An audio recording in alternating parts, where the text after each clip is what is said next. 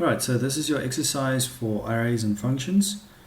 So from the previous demonstration, you saw how to combine arrays into functions, how to pass an array to a function, a custom function that is. Alright, so right here I've written some code, which is your exercise.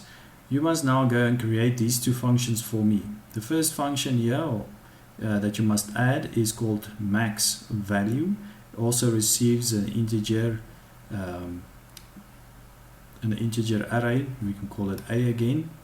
And the purpose of this array, function is that it must return the maximum element value in the array.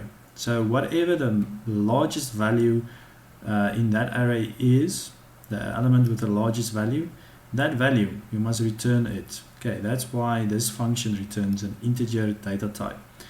We make use of integer arrays, so it's going to return an integer value, whichever value is the largest in the array. That's what this function has to find and return.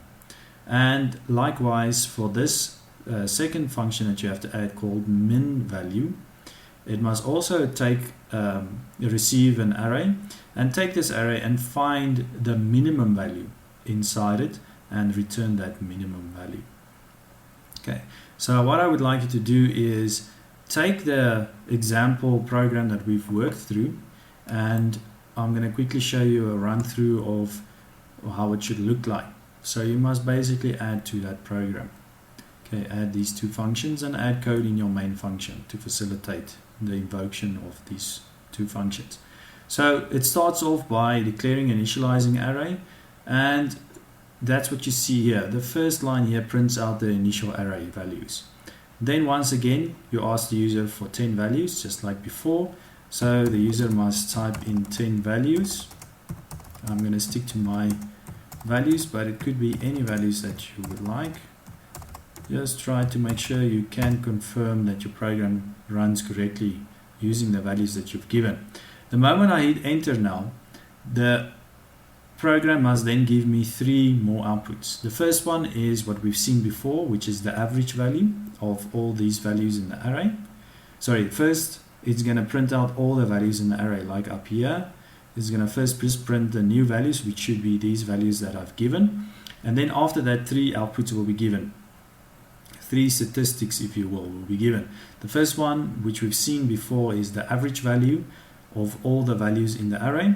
And then the next one must be the maximum value.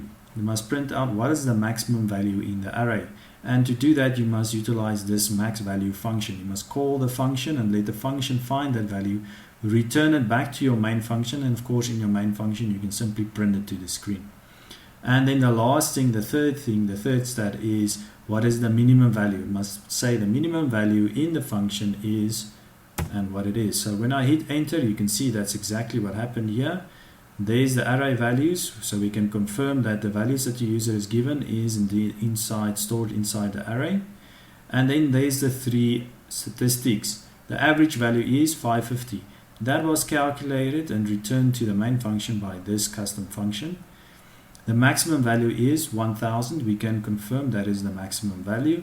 That was found and returned by max value also back to the main function, because in the main function we're printing this line, that line, and the maximum value that was returned by the function.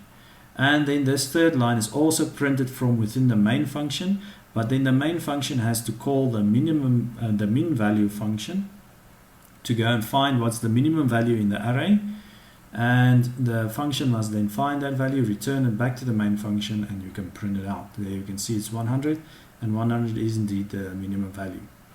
Alright, so the main purpose of this exercise is for you to then go and practice to create your own custom functions, which is capable of receiving an array, reading values from that array, and then calculating or finding something from it and returning that back so you can utilize it in a different part of your program.